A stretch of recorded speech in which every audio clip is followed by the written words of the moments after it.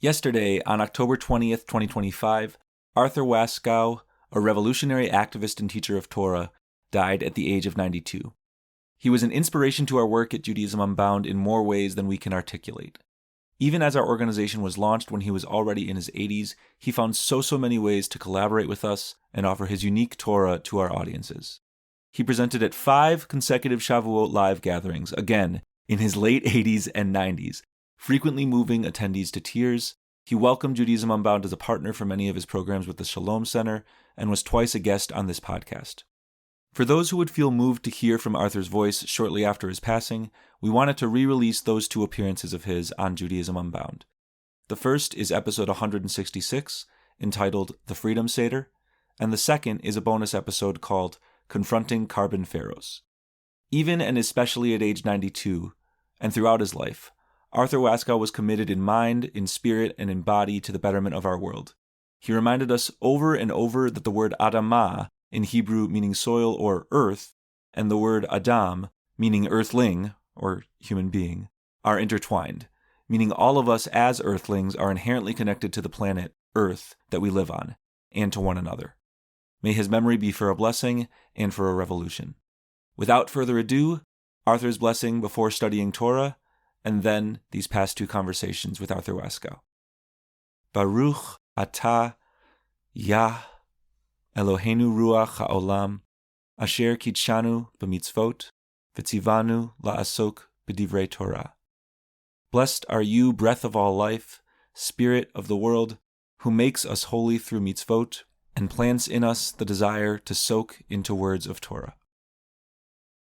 This is Judaism Unbound, episode 166, The Freedom Seder. Welcome back, everyone. I'm Dan Liebenson. And I'm Lex Rofberg. Arthur Waskow is a rabbi today, but he didn't start out that way. In the 1960s, he was an activist who was writing, speaking, involving himself in electoral politics and nonviolent action against the Vietnam War. He was the co-author of a manifesto called A Call to Resist Illegitimate Authority, which supported those who resisted the military draft during the Vietnam War.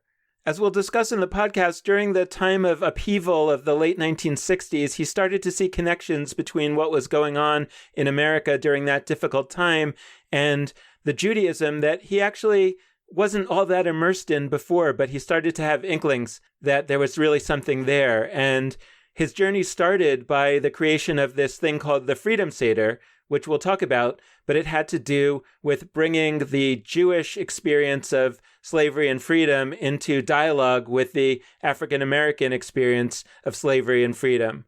Arthur Waskow went on to become one of the leaders of the Jewish Renewal Movement, and in 1983 he founded the Shalom Center, where he continues to serve as director. Initially, the Shalom Center was focused on the threat of nuclear war from a Jewish perspective, and lately it's turned its focus to issues of climate change and care for the earth. In 1995, Arthur Waskow was eventually ordained as a rabbi. He has written many important books, including God Wrestling in 1978, the book Seasons of Our Joy about the Jewish holidays in 1982, and he co-authored The Tent of Abraham in 2006.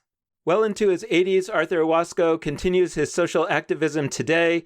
We're absolutely thrilled to have him on Judaism Unbound. Arthur Waskow, welcome to Judaism Unbound. It's a great thrill and honor to have you. Thank you. Shalom, salam, paz to all your listeners of whatever culture and community. Well, thank you so much. I know that you wanted to start our conversation in a particular way, so let's give you the opportunity to do that before we ask our first question. Okay. So the tradition teaches that when people together learn Torah with and from each other, they say a bracha, affirming the process as a sacred process.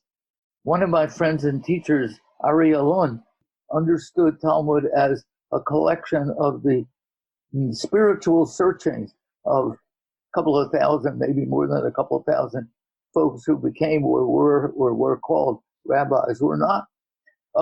Why, I asked, did he think they insisted on this bracha? He said, well, I think that they realized you could get addicted to Torah study, and they didn't think that was a good idea. They told themselves the story of forgetting to give tzedakah because you were so busy learning Torah, of forgetting to pray 3 times a day, of forgetting to go home and make love to your wife. There were almost all the 3 or 4 of them were men. And so he thought they were trying to remind themselves that learning Torah was a mitzvah among the mitzvot. It was part of the whole interwoven. And for me, one of the stories of the rabbis that for me speaks most to that lesson is the story of Akiba and several other rabbis hiding from the Roman army in an attic, right? And they start exploring what should you risk your life for that the Romans had outlawed. Should you risk your life to study Torah or risk your life to do acts of Torah? And finally, Akiba says, which is greater, study or action? Study if it leads to action. Certainly, that's my hope about Torah study. I love it in itself, and I most love it when it results in action. So, I do want to do the bracha, but with not all the same words that they did it with. And I have to explain that, and it's a kind of paradox. I'm going to have to explain some Torah before doing the bracha that you're supposed to do before you explore Torah. When I was 11 and learning Hebrew from my grandmother, she taught me ba, bo, be, and then words, and then sentences, and then we came to a sentence that had yud, hey, vav, hey. In the Western alphabet, Y-H-W-H would be the transliteration. And she said, that's Adonai. I said, Grandmom, you just taught me the letter for the N sound, the nun, and you just taught me the letter for the Dalet, the D sound, and they're not there. Can't be. She said, I know. Just do it. So for the biggest hunk of my life, when I got serious enough about being Jewish to do it at all, I did it. And then I was in the middle of a class at Swarthmore College that was supposed to be about Martin Buber. One of his books, brilliant book called Moses. It's a kind of theological biography of Moses. And somebody once asked Buber why he did it. And he said, well, I'm trying all my life to have a conversation with God. Clear that Moses had a great conversation with God. I thought if I could listen in on Moses' conversation with God, it would improve my own conversation with God. And we come to a chapter called The Words on the Tablets. Of course, it's about Sinai. And Buber doesn't start with the first 2 words. Anochi, which is this elevated Hebrew word for I. It's not the ordinary Hebrew word for I, but it's an elevated word. The whole universe is speaking. It says, I, Anochi. And the next one is the Yud Vav, the YHWH. So I said, well, Professor Buber, you were a rebel and I'm a rebel. And I wonder what would happen if I tried pronouncing what's really written. It doesn't have any vowels, so it's not Yahweh, despite what they teach in comparative religion courses. And it's not Yehovah, it's just the 4 letters with no vowels. So I tried pronouncing it. And what came out was, it was a breath. And I was so startled. The first thing that came to me was, so that makes sense.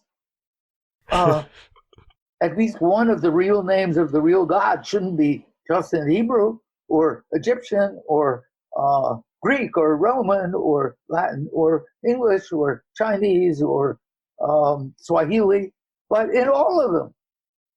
The only sound that really is in every human language is simply breathing.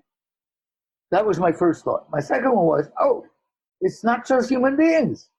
All life on this planet breathes. And what's more, they don't breathe in little bubbles like this, sort of, but back and forth.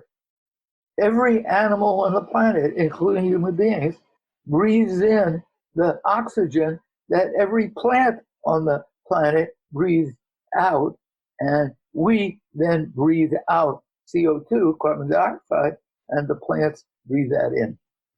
So the notion of Yud, Hey, Wod, Hey as the interbreathing of all life on earth appealed to me a great deal more than king, lord, judge, and all that stuff up there, and us poor schleppers down here. Okay, so now, having done all this Torah before saying the bracha that you're supposed to say before you do Torah, now let me say it in English first and then in Hebrew. Blessed are you, the breathing spirit of the world, the breath of all life, who breathes into us the human impulse to shape our breath into words, and the desire that you breathe into us to shape our words so that they aim toward wisdom, becoming our own words of Torah. Baruch atah Eloheinu ruach ha'olam asher kitchanu b'mitzvot v'tzivanu la'asuk b'divrei Torah. And together, Amen. say, Amen. Amen. Now we have to begin. Well, thank you for starting us off on the most elevated plane that we've ever started a podcast off on. So I feel like we've just had an introduction to the Arthur Waskow of 2019, and I'd love to take us back to the Arthur Waskow of 1969, because the way that we ended up having this episode was that I was actually facilitating a panel at the Council of American Jewish Museums conference in Los Angeles a few months ago. And what happened was that I was talking about a recent interview that we had done with Jonathan Safran Foer, who was talking about the Haggadah that he put together, the New American Haggadah. And we were talking about that on the panel, and somebody said, almost like, making your own Haggadah is a commonplace. I mean, everybody does that. And I said, wait a second. I mean, everybody hasn't done that for all that long. I mean, I don't know when the first person who did it was, but, maybe it was Arthur Waskow with the Freedom Seder. I don't know. And then somebody on the panel, who was actually the CEO of the National Museum of American Jewish History, said, actually, it's the 50th anniversary of the Freedom Seder, and we're doing a whole exhibit. So it turns out that Lex and I had kind of left the episode for the evening that Passover starts, which is today, the day that this podcast is being released. We had left that open for us to kind of have a conversation where we would look back at a bunch of episodes that we've done and also talk about Passover. But we realized that, wait, it would be better to have you on to talk about Passover, and specifically to talk about this 50th anniversary of the Freedom Seder that you created in 1969, which, whether or not it was the first time somebody had written their own Haggadah, it certainly was a very momentous time. And it was one that I think it was one that somehow liberated American Jews to feel that that was something that we do. So I would love to hear the story from you about how the Freedom Seder came to be, what it was exactly, and also kind of who you were at the time that you put it together. Okay, let me just say, it was not the first time that Jews created their own Haggadah. It was the first time that evidently any Jew wove into the Haggadah a non-Jewish story. Like kibbutzim had done Haggadot that wove in the creation of the state of Israel, the liberation moment, but nobody had ever had the chutzpah, I think holy chutzpah, to involve another liberation struggle beside a Jewish one. So how did that happen? So looking back, I think this one seed was planted in 1964 at the Atlantic City Convention of the Democratic Party. There came from Mississippi an insurgent group. They called themselves the Mississippi Freedom Democratic Party. It was racially integrated. It was elected unofficially, mostly by people voting in churches, because the state of Mississippi beat you up and came close to and sometimes killed people for trying to register to vote. Killed black people for trying to register to vote. So these folks had come up. It was part of the great summer, Freedom Summer of 1964, had come up with a delegation to the Democratic National Convention, and they wanted to be seated as the real Mississippi Democrats, not the white segregationist, all-white delegation that came year after year. So they invited, well, back a step. To get recognized, they had to convince 10 members of the Credentials Committee to vote for them. It would then go to the floor of the convention, and on prime time, there would be this big debate, which Lyndon Johnson, President of the United States, was absolutely horrified. He was afraid he would lose his home state, Texas, if this, and it's the chair of the delegation was a sharecropper woman who had been beaten within an inch of her life for trying to register to vote officially. Fannie Lou Hamer. She was incredibly eloquent, and he didn't want her on national television. All right. So, but meanwhile, Fannie Lou Hamer led us picketing the convention on the boardwalk, the famous Atlantic City boardwalk. And as we picketed, she led us in singing.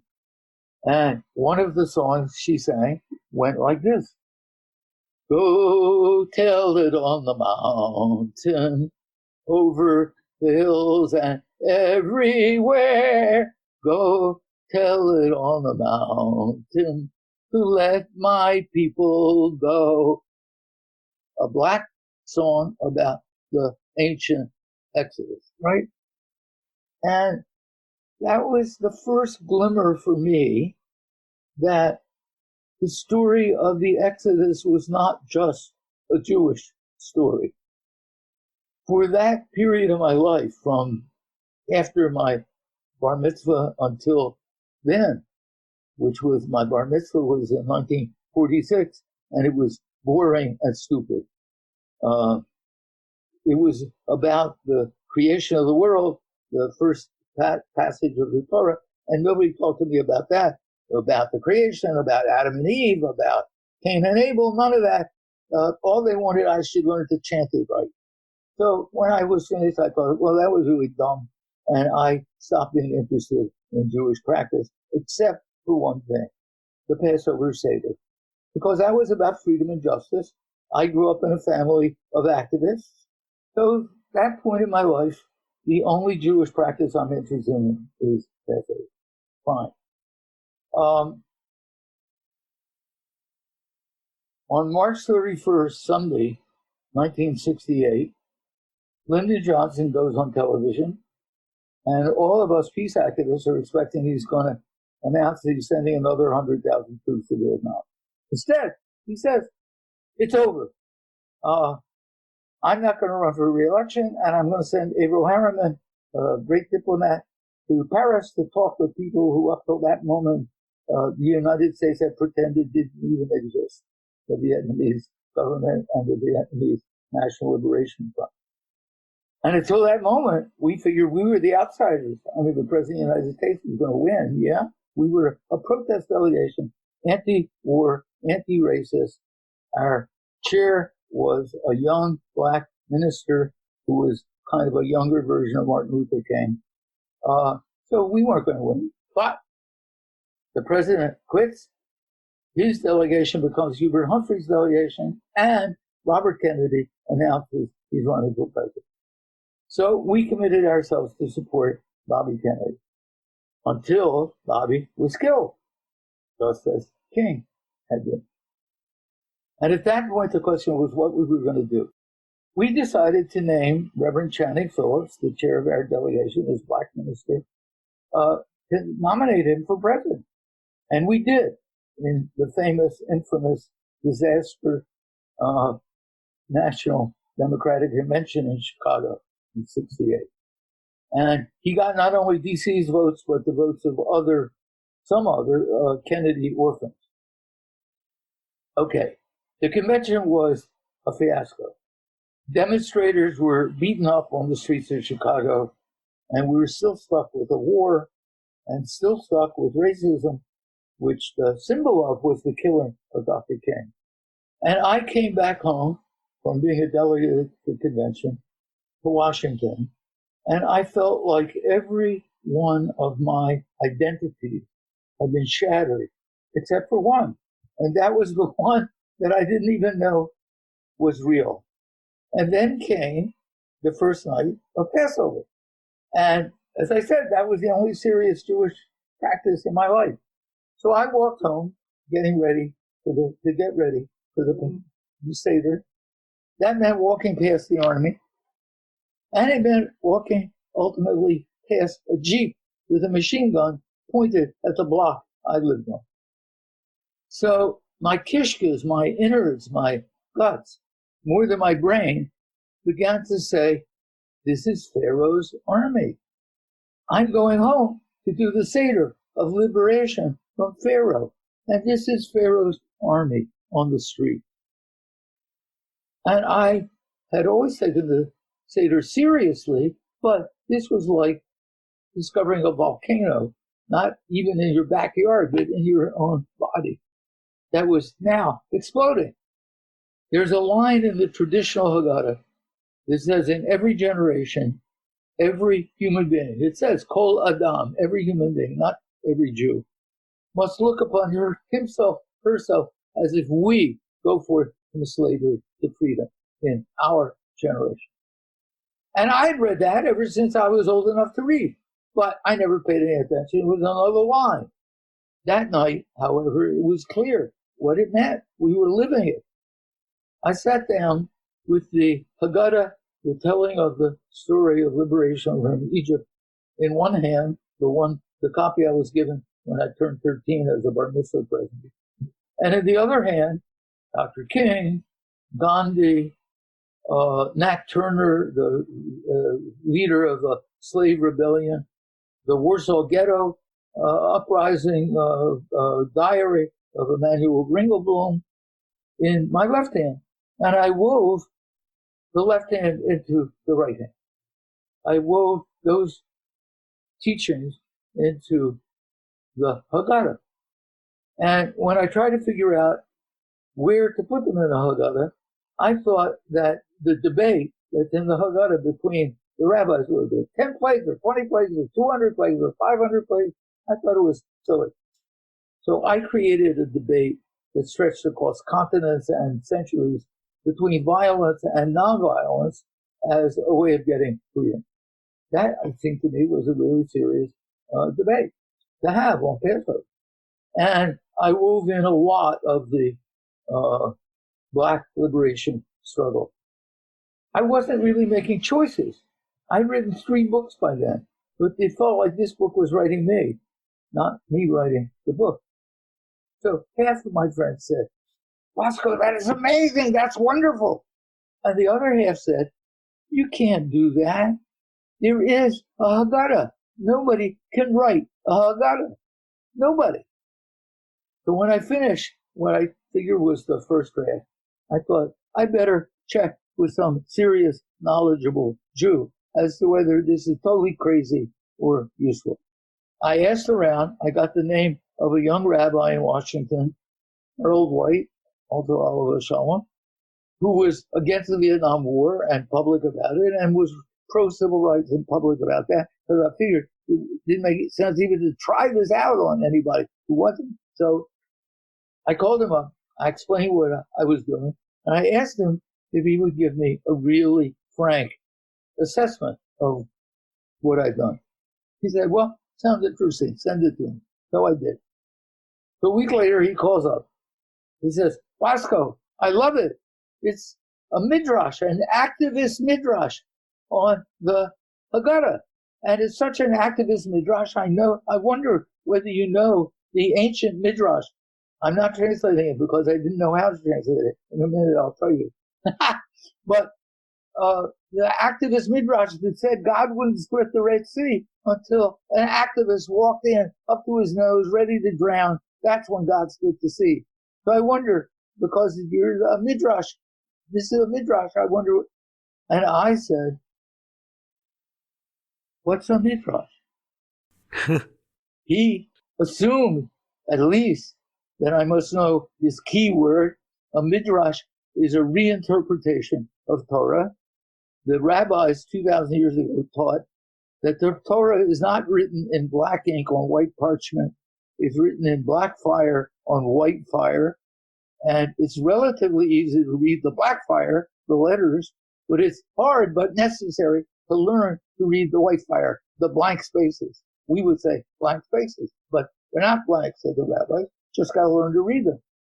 So that story about the guy who had to walk into the sea before God would split it, that's a midrash. And here, Harold White was telling me that I, of all people, totally new to this whole thing, could write midrash. So that's what convinced me this was a direction I needed to take. First of all, there was the politics of liberation in the Seder. And secondly, there was this totally delicious, weird notion that you could take an ancient text and give it a twirl, and it would come out somewhere totally new. And not only that the rabbis could do that 2,000 years ago, but he was saying I could do it, and I had done it. So that appealed to my intellect as well as my tishkis, as well as my gut. And that's what drew me deeper and deeper and deeper. So that has governed the rest of my life. It's 50 years now. I'm 85 now. So 35 years of my life, I was basically not very interested. And for 50 years, I've been passionately engaged. Hearing that backstory for the Freedom Seder, look, I already felt deeply attached to this ritual that you brought to Judaism and to the world, but to have that there and to really understand the depth and the years that went into its creation is spectacular. And more than that, I really want to hold and cherish the fact that you didn't know what midrash meant, and that you were not. People think of you, Rabbi Arthur Waskow. You are now Rabbi Arthur Waskow, Rabbi Arthur to many people. You were not a rabbi, and not only weren't you a rabbi in 1969, you weren't a rabbi for a long, long time after that. Right. So you, to use a term we use on this show positively all the time, you had a lot of chutzpah, and just it really is so important to highlight that fact, and the fact that you were not coming into this with, I mean, forget tons of Jewish background, with any experience in recent years. I mean, you mentioned that your bar mitzvah at age 13 was really not a particularly interesting encounter for you. So I want to name that, and I want to reflect back to you, because what you did in creating the Freedom Seder is, so on the one hand, there's all of the obvious and super important things that you did to create a connection that was already there between the story of the Exodus and fights for justice. I mean, it's apparent in the text, but nobody had taken this. I don't mean to discredit you, but like, it's a basic but super important step to make that connection. People hadn't done it so explicitly yet, and so you did that, and there's all these people that have built on that over the years, and that's good. But it's really good. It's astoundingly good. But what you also did is you created a permission for people to play with ritual. And to this day, we have not gotten there fully on other Jewish rituals. I mean, to this day, the Passover Seder, we are ahead in terms of people who make their own Haggadahs, who go to websites and create templates, and who share videos, and who do all. I mean, we're ahead on Passover, I think, largely due to what you did. So I'd love to just ask you, entering back into that Arthur Waskow of many decades ago, who was not Rabbi Arthur Waskow, What compelled you to have that chutzpah to a certain extent give yourself that permission, but also ask permission of a rabbi? And how could Jews, how could the world learn from that impulse and apply it in fights for justice and fights for the future of Judaism? I had no plan. It would never have entered my mind that hundreds, thousands of Jews would respond by writing their own Haggadahs. That there would be a feminist Haggadah within a year or a year and a half. That there were environmental Haggadahs. That there were Haggadahs built around the mothers of the Plaza de Mayo in Argentina. The mothers searching for their children who had been arrested, mostly killed by the military junta in Argentina. I had no idea that could happen. So I didn't have a plan.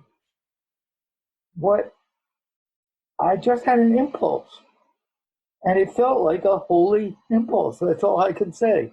It felt like an impulse to heal, not to destroy. So what can I say about it? I can only say, if even with a tiny, tiny connection to a piece of the tradition, something opened itself to speak, opened one's own self to hearing it and enriching it and teaching it and saying it. It's much broader now, even beyond Pesach. It's much broader now that there's a connection, first broader understood, that there's a connection, should be, can be, a connection between what we used to think of as only ritual and ceremony and tikkun olam, the healing of the world. And that those things do not need to be separated, as they were for a very long time. People now do see.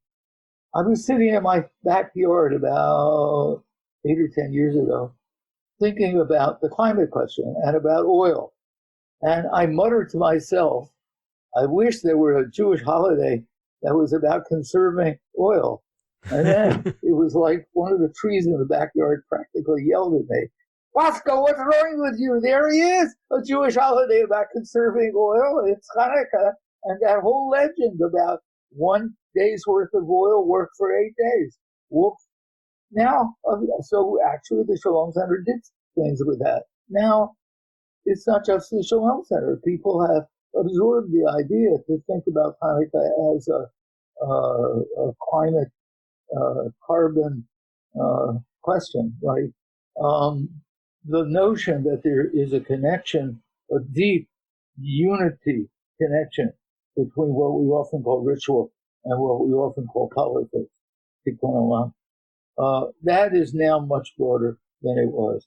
And, I think to myself, if you have a supersaturated solution and you drop a crystal in, just a bare, tiny crystal, the whole solution can turn into crystal. And I think that's what I was in 1968.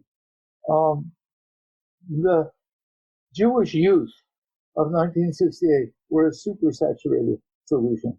The 60s had turned people inside out, upside down, or downside up, maybe.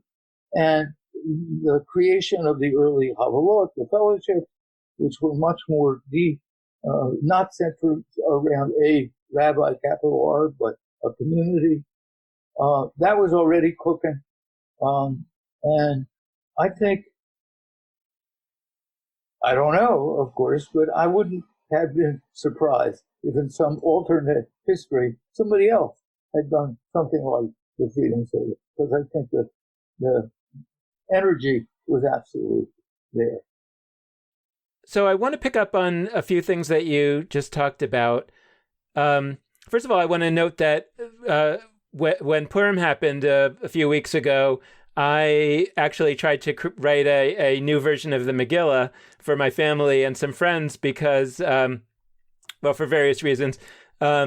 And it actually kind of wrote itself when I was trying to sort of transpose the story to a story of our own times with a buffoonish, amoral ruler. My proudest moment was that when he couldn't sleep, I had Kellyanne Conway sit and read him his old tweets. But what happened as it was writing itself was that the villain turned out to be a Jew, Stephen Miller. And that was kind of something that I'm still kind of pondering and thinking about. But I actually thought that maybe you could help us connect two different time periods, to connect our time to the 60s and to connect our time perhaps to the dawn of rabbinic Judaism in the following way. Like, I think that our time, sometimes when you describe the 60s, as terrible as I feel like our time is, there are ways in which I think, oh, wow, it was even worse back then. So I don't know if it was worse then or worse now, but it feels like we're talking about two times that are pretty awful. And I've been thinking a lot recently about my own sense as an American and feeling that I feel like my own faith as an American has been shattered in a way that my faith in God sort of never was, because I don't think I quite had it in quite that way that it felt shattering. There were different feelings that went along with that, but I feel like I can almost identify with that experience in the sense that my faith in America has been shattered. And not only in the sense that it feels like something has happened now that broke it, but something that happened now actually opened my eyes to the fact that it's always been broken for people that I love and care about very much, people of color and others. And to realize, so what's shattering about it is sort of to realize that it never really was. And that, so I feel like there are ways in which what was going on in the 60s and the 70s is actually very connected to what's going on now. And I'd love for you to reflect on it. And also on what the differences are. And I know that you have been focused very much on new pharaohs and new things to be concerned about, particularly the earth. And it would be great to sort of understand that. But the other time period that I want to connect this to, and I'm thinking about the book that you wrote, Seasons of Our Joy, about the Jewish holidays.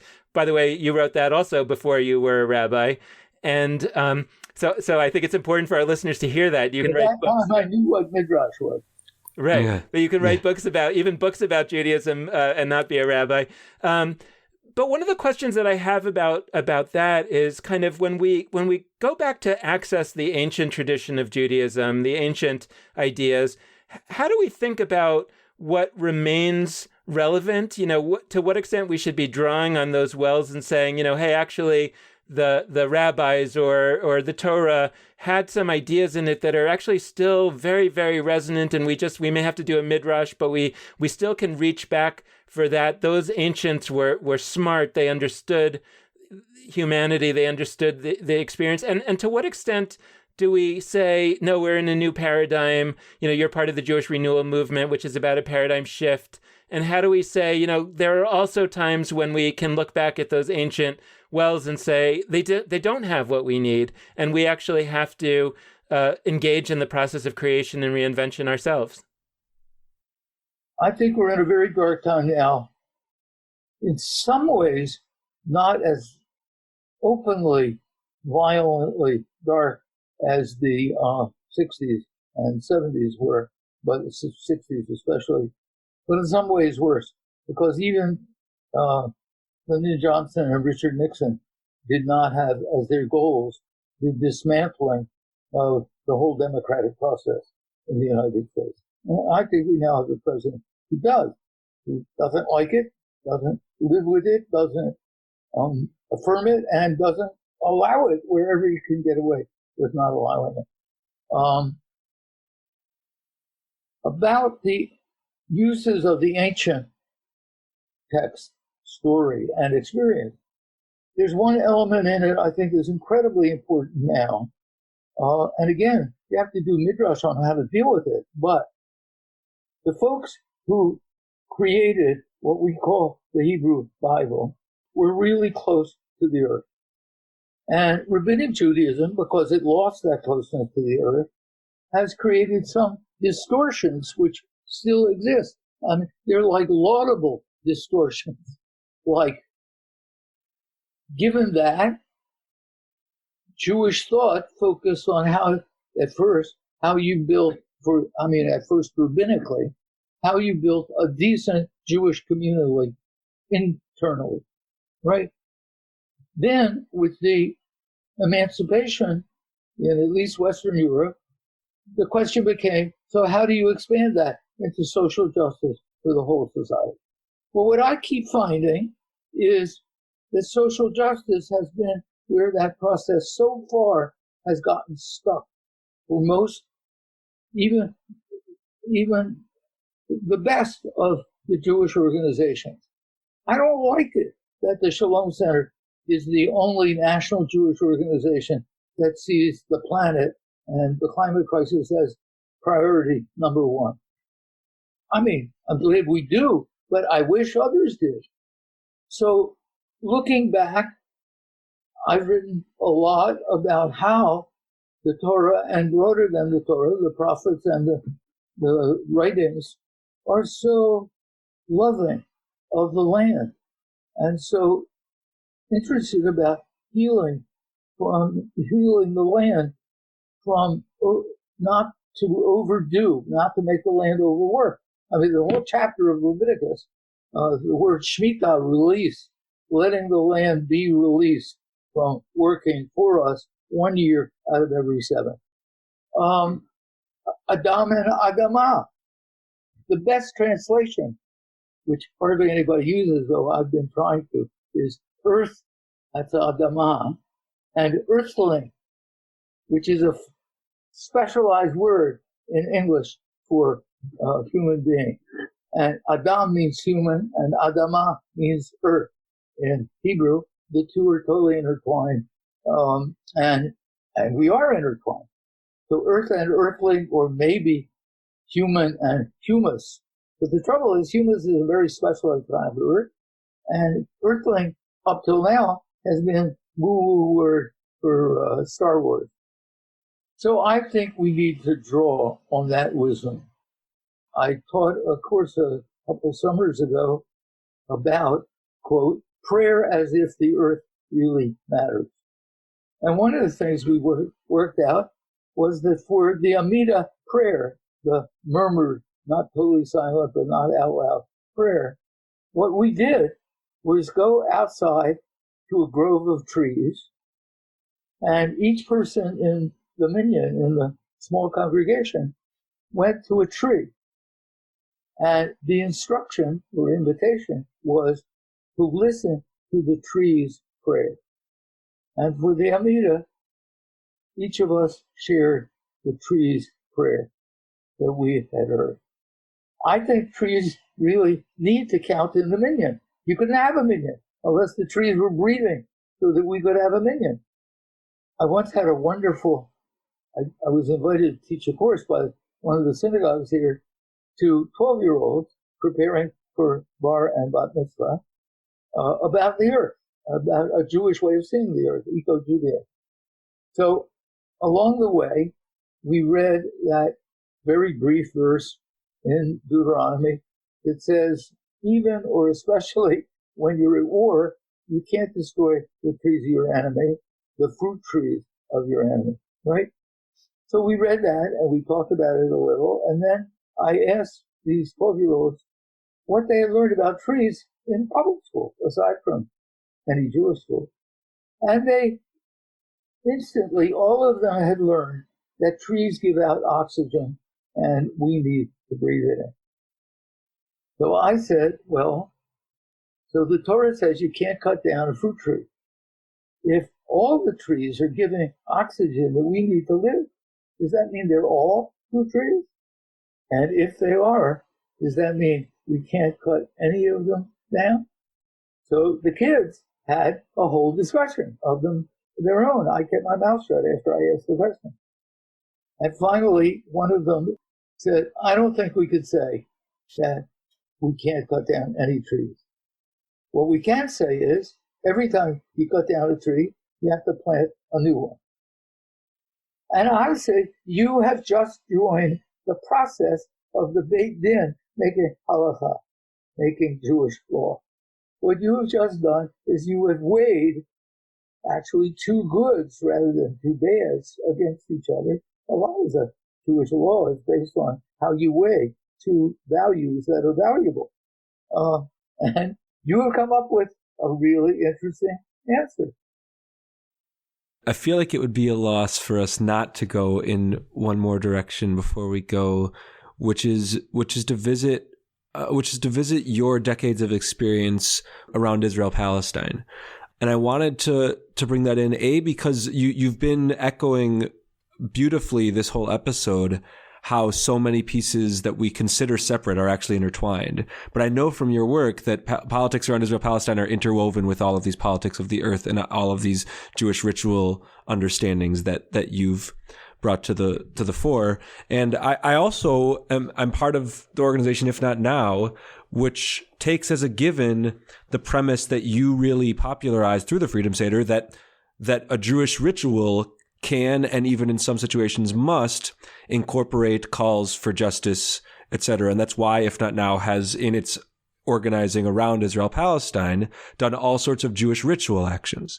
And so I wanted to pose for you, how do questions around Israel-Palestine interact with the issues that we've talked about so far?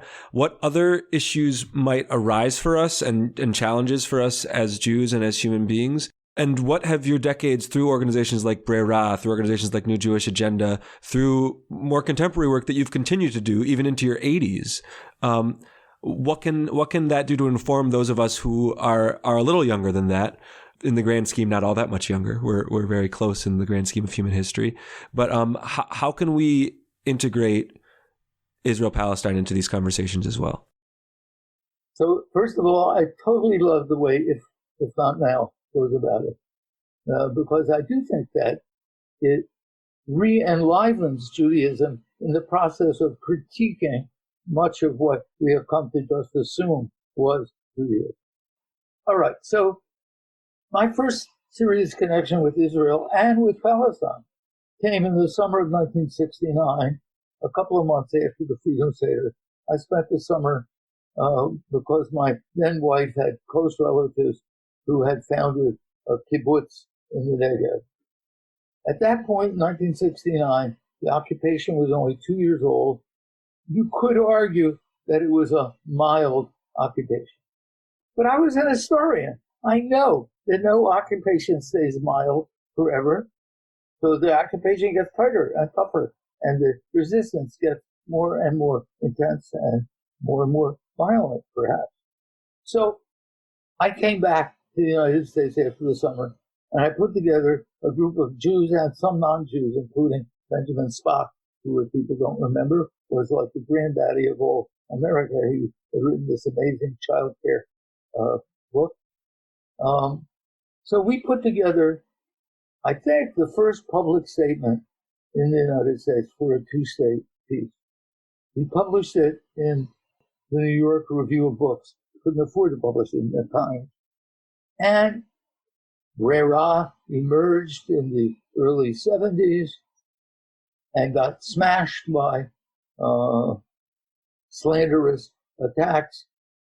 New Jewish Agenda emerged out of the wreckage of Brera and took on a whole multi-issue, not just Israel-Palestine, but a whole set of issues facing the Jewish community. Where I'm at now, in thinking about it and writing about it, I wrote a piece for Tikkun on the 50th anniversary of the occupation. What has come to me more and more as what for me, and I would say for Torah, is a crucial way of thinking about the question, is about the nature of idolatry. There are two stories in the Talmud that I really love about idolatry. One is, remember, they're living under the Roman occupation. One is a Jew comes to a rabbi and says, I just bought a house from a Roman. It's a beautiful house, and it's got a pool behind it that's beautiful. And at the end of the pool is a statue of a naked woman. I'm worried. Is that Venus, the Roman goddess? And if so, do I have to tear the statue down? So the rabbi says, it depends. If the pool was there and the statue was sculpted to adorn it, it's a statue. you don't have to tear it down. If the statue was there and the pool was dug to adore the statue, then the statue's an idol, and you got to tear it down. So it's clear it's not the physical thing, it's the attitude you bring to it. The other story I love is that a group of the rabbis decided to try to find the Yetzer Hara, the evil impulse for idolatry. They thought if they could find it, they could kill it, then there would be no more idolatry in the world. So they hunt, and they hunt, and they hunt. And they finally found it. It was in the Holy of Holies at the heart of the temple, which says to me that teaching is, you can make the most sacred practice, the most sacred place, the most sacred anything. You can make it into an idol. You have to choose not to. It seems to me some Jews, both in Israel and in the United States, have made an idol out of the government of Israel and even out of the state. It's one thing to see the state as a context for protecting Jews who were in trouble wherever else they lived, as a context for growing a whole new Jewish culture with novelists and filmmakers who are wonderful, a context for reawakening Hebrew as a language, a context for holy work. It's another thing to say you cannot criticize what its government wants to do, and you can't, for sure, criticize the existence of an allegedly Jewish state. For me, at this point in my life, anyway, that's the most profound issue. Idolatry, the ease of falling into it, the dangers of falling into it. I'm just sort of sitting here wondering what, 34-year-old Arthur Waskow would have made of 85-year-old Arthur Waskow, and to some extent the values are the same. And I'm curious about how you would have heard the Jewish language in which you're speaking. And my sense is that you would have heard it well. And I guess I also want to call that out for our listeners as this conversation is an example of somebody who, has changed a lot over the course of the last 50 years and added a lot to your quiver, but nevertheless can speak in a language that the younger you would have been able to hear. And I applaud that, and I wish that we'd see a lot more of that. I just want to close by also saying that when I asked a close friend of mine whether she knew you, she said, "Well, I don't really know him, but I shared a paddy wagon with him once." He said, "You really haven't arrived as a Jew unless you've shared a paddy wagon with Arthur Waskow." And I feel like Lex and I have not yet shared a paddy wagon with you. So True. I want to bless us all on going out as you blessed us coming in, that we should all live long and be able to share a paddy wagon one day, standing up for leaving. Amen. I would be delighted. Amen. Thank you so much for joining us. It's been fantastic. All right. Thank you for this. Thank you for raising questions, some of which I have addressed in the past and some of which I haven't. Thanks very much. This is a special bonus episode of Judaism Unbound, Confronting Carbon Pharaohs. Welcome back, everyone. I'm Dan Liebenson. And I'm Lex Rofberg. And we are thrilled to release this midweek bonus episode in a different format than usual. In our last core episode, we talked with Madeline Canfield and Nate DeGroot, two of the organizers of a project called the Exodus Alliance. But we thought it would be a big missed opportunity if we didn't also offer an episode featuring the project's founder, Arthur Waskow, who was our guest back on episode 166. Today's bonus episode isn't an interview. Instead, we wanted to give Arthur Waskow the chance to speak from the heart about his creation of the Freedom Seder over 50 years ago and the work he continues to do today, connecting the observance of Passover to working against the threat of climate catastrophe. We hope that listening to his prophetic words will inspire you as you gear up for this coming Passover, and as we all seek to channel Jewish holiday observance toward the creation of a better, more just world. So without further ado, we'll pass the mic to the founder of the Freedom Seder and the director of the Shalom Center, Arthur Waskow. Shalom Aleichem.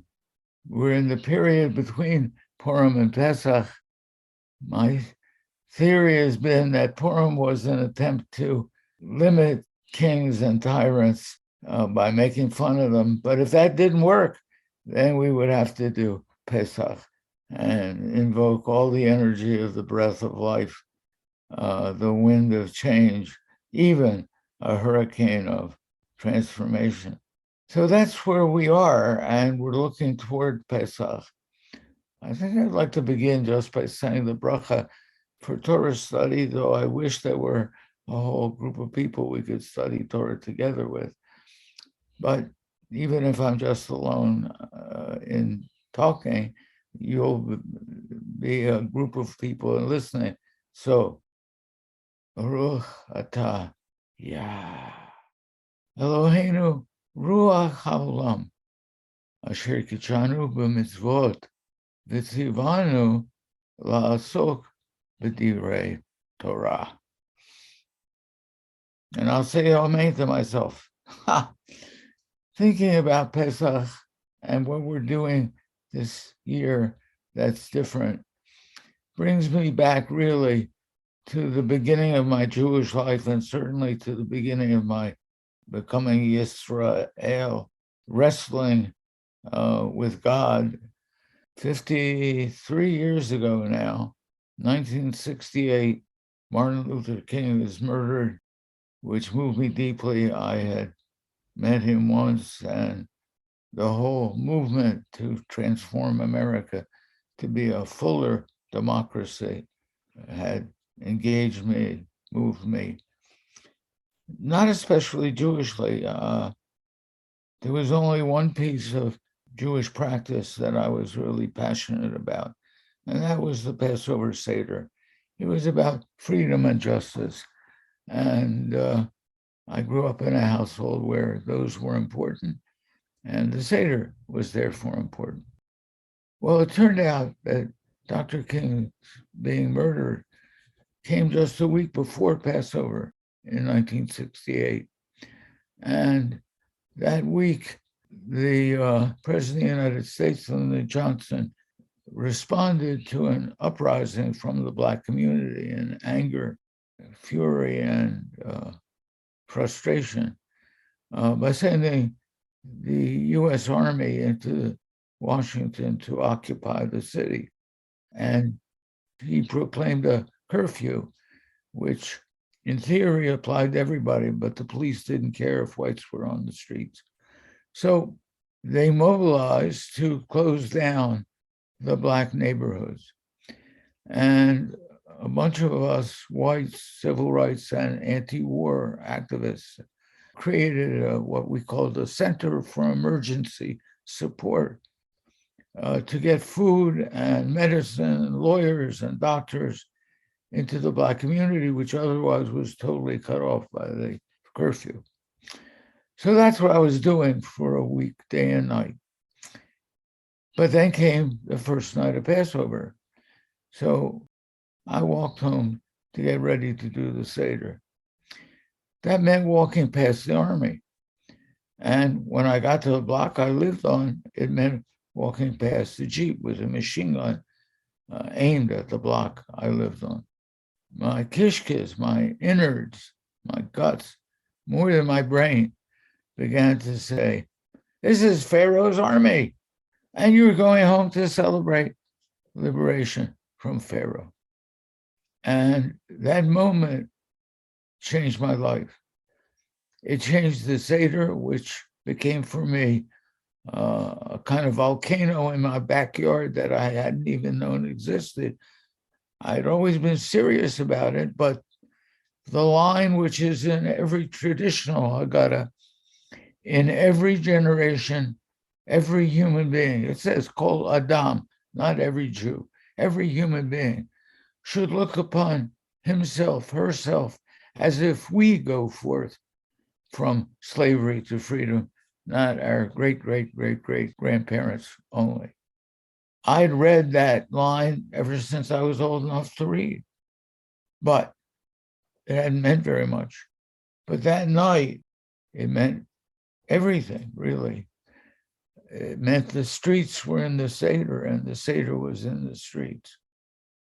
So I found myself later that year called, really, it felt like a call, to write what became the Freedom Seder, to connect the ancient liberation struggle of the Jewish people with the modern liberation struggle, ongoing still then, still now, of Black America and of other communities struggling for freedom. I learned what a midrash was, and that what I was doing was midrash, that I was taking an ancient text, not only the Haggadah for Passover, but ancient biblical texts, and transforming them, reading them with new eyes. And that was midrash, and I could do it. And it was traditional to do it, but it had mostly gotten frozen several centuries ago. So that brings me to now. Here we are, we're facing the greatest, deepest, most urgent crisis in the history of the human race. The crisis of whether large parts of the web of life that we have lived with as a species since our beginning are going to survive, whether even the human species is going to survive the climate crisis that human beings have invented. We have choked the breathing of the earth. The breathing of the earth depends on the exchange of oxygen and CO2 between plants and animals, back and forth. We animals breathe in oxygen and breathe out CO2. The plants of the earth breathe in the CO2, use it to build themselves, and then breathe out oxygen.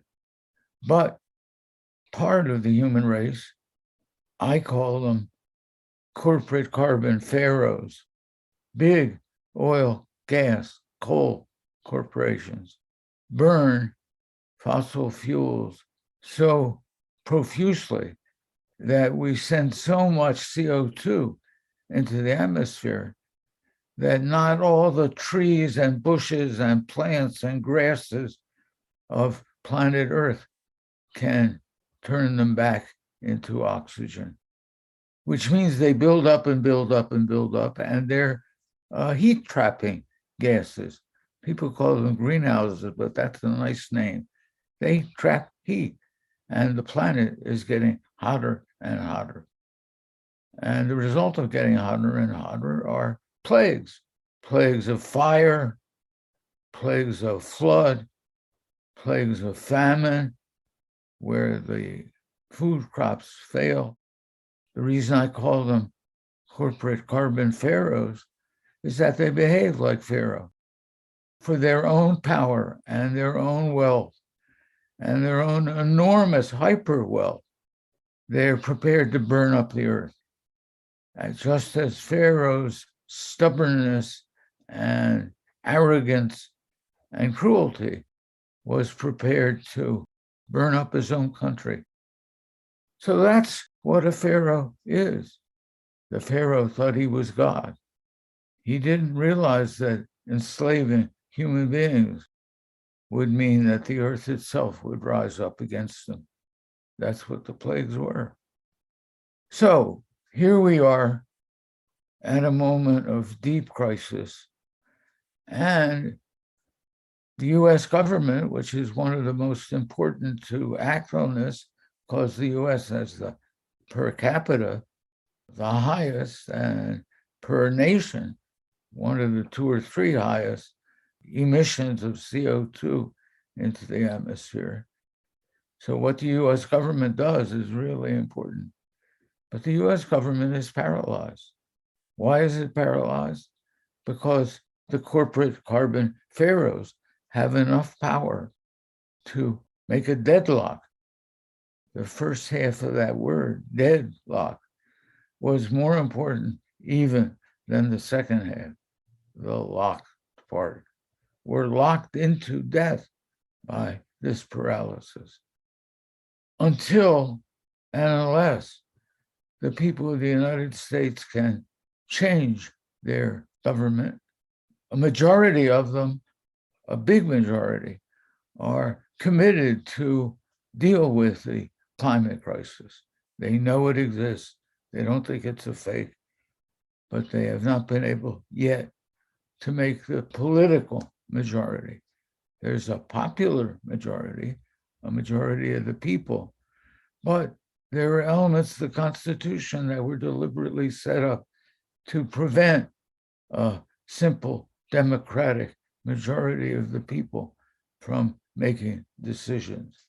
Systematic breaks against democratic decision-making.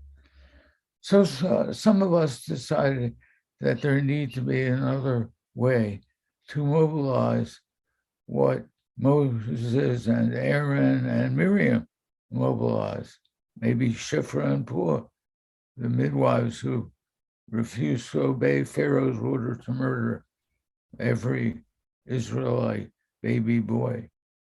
And what we need is a movement. We don't need a single family like Moses, Aaron, and Miriam. We need a much broader movement. And we need, since what's making the pharaohs possible is, at this point, money they have to borrow from big banks like Chase Bank and from big pools of money set up to make investments.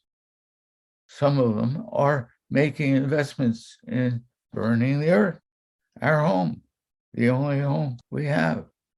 They're investing in arson, to tell the truth, investing in murder as well as arson. So 6 months ago, more even, maybe, I looked ahead to see when the major festivals like Passover were going to be. And it turned out, to my surprise and interest, that Passover, the Christian Holy Week, and Ramadan, the sacred month-long daytime fast with breaking of the fast each evening, is also in April, as it turned out, both Passover, Pesach, and Holy Week were. And then I thought, hey, maybe we can bring together the religions for which the Exodus is important. A big hunk, maybe a fourth or a fifth of the Quran is about the Exodus. So at least those three religious traditions could perhaps work together to deal with this threat to human life, to the life of every species on the planet, to the planet itself. So thinking about it, I decided to write Bill McKibben, who was a co-organizer of 350.org, an international worldwide effort to stop the climate scorching of the planet. It's not global warming. Warming is nice. It's global scorching. To stop that, so as to save the planet, to write Bill McKibben and see what he thought about the notion of focusing these April dates. There were a couple more that are not official religious dates. One of them is April 4th, the yahrzeit, the death anniversary of Dr. Martin Luther King. So I got a letter back, just 2 lines from Bill McKibben saying, "That's very smart. Is it okay with you if I get in touch with Green Faith?" Now, Green Faith is a global interfaith organization about the climate crisis. I wrote back saying, sure. Green Faith said, hey, that's a great idea. And besides that, there are festivals of the Hindu community, the Buddhist community, and other communities in mid and late March and early May. So I came back to the question about Passover. Glad that there was going to be a global religious response. So our national organizer, Nate DeGroot, and I, and other staff, and some of the board of the Shalom Center, created by initiating and organizing a broader group called Exodus Alliance. Exodus Alliance, one word, .org. There's a whole complex of things. There are resources, information about the banks and other pools of money that invest in burning earth. So the hope is that we will have dozens of clusters of Jews, Christians, Muslims, maybe others as well, gather at Chase banks all over the United States. Chase Bank is practically ubiquitous, practically everywhere. There may be other places, BlackRock, that also make major investments in burning the earth. And the hope is that on the 3 intermediate days of Passover, not all of them, but one of them, that people appear at the doorways of those banks and do the new Freedom Seder, the Earth and Justice Freedom Seder, or a stripped down version of it if it feels too long. We're imagining people coming in costume as Pharaoh, as Mother Earth, as the golden calf, which gets connected with what it means to be freed at Sinai. So the idea is for people everywhere to demand that Chase Bank and other big pools of money that are being invested in death and fire, that they stop. And they not only stop, they move their money, protect our planet, and prosper our people. Move the money to where it serves life, not death. So that, I think, is where I want to end. I hope many of you will help to organize and take part in the exodus from plagues that plague not only human beings, but all of Earth, that threaten the destruction of the web of life on Earth. It will take many human beings to defeat and to change the carbon pharaohs so that they undertake a commitment to life. All of us can be the movement to make that happen. I welcome you to it. Shalom Aleichem. Again, Aleichem Shalom. And let us make a true shalom. It's not just peace, but wholeness, harmony among Adamah, earth, and us human earthlings, is what we really are. Adam and Adamah. We fit into each other.